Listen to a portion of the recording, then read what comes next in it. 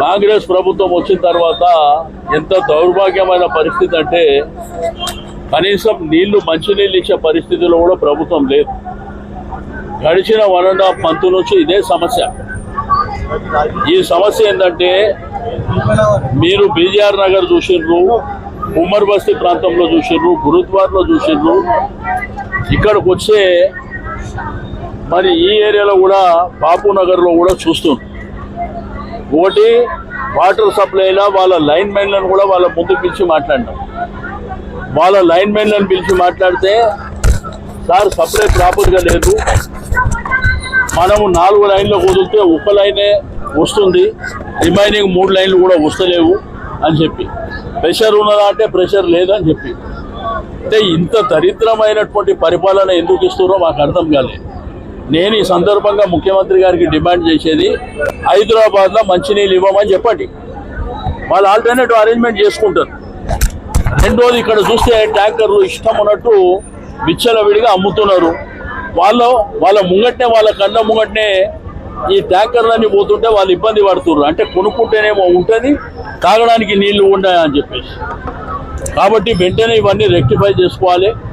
3-4 రోజులలో రెక్టిఫై చేయకపోతే చెలమండలి ముంగట పెద్ద ఎత్తున ధర్నా చేయడం జరుగుతుంది. ఎందుకంటే ఈరోజు సమాజంలో 4 రోజులు అన్నం తినకుండా ఉంటాం, కానీ మంచినీళ్ళు లేకపోతే మనిషి జీవితం ఎట్లుంటుంది? పొద్దున్న లేచినప్పటి నుంచి మంచినీళ్ళతోనే కదా కుటుంబం అనేది. ముఖం కడుక్కోనికే నీళ్లు కావాలి, ఛాయ్ పెట్టుకోనికే నీళ్లు కావాలి, తినాలంటే నీళ్లు కావాలి, దేవుడు పూజ చేయాలంటే నీళ్లు కావాలి, ఎవరైనా చనిపోయినా నీళ్లు కావాలి. మొన్న ఇక్కడ బాపునగర్లో ఒక వ్యక్తి చనిపోతే నీళ్ళే లేవంటారు. మరి ఇంత దారుణమైనటువంటి ప్రభుత్వం ఉంటే కష్టమవుతుంది. మీరు చెప్పండి, చేతులు ఎత్తేసి మేము నీళ్ళు ఇవ్వమని చెప్పండి, లేదంటే 4 రోజులలో రెక్టిఫై చేసుకోండి. ఒకటేమో ఇచ్చిన అర్ధ గంటలో 15 నిమిషాలు పొల్యూటెడ్ వాటర్ వస్తుంది, అది రెక్టిఫై చేసే పరిస్థితి లేదు. తాగడానికి నీళ్లు ప్రాపర్గా ఇచ్చేది ఒక్కొక్క ఏరియాలో మేముండి 1.5, 2 గంటలు, 2.5 గంటలు ఇస్తుంటాం. టైం కూడా ఒక సిస్టమేటిక్గా ఇస్తుంటాం.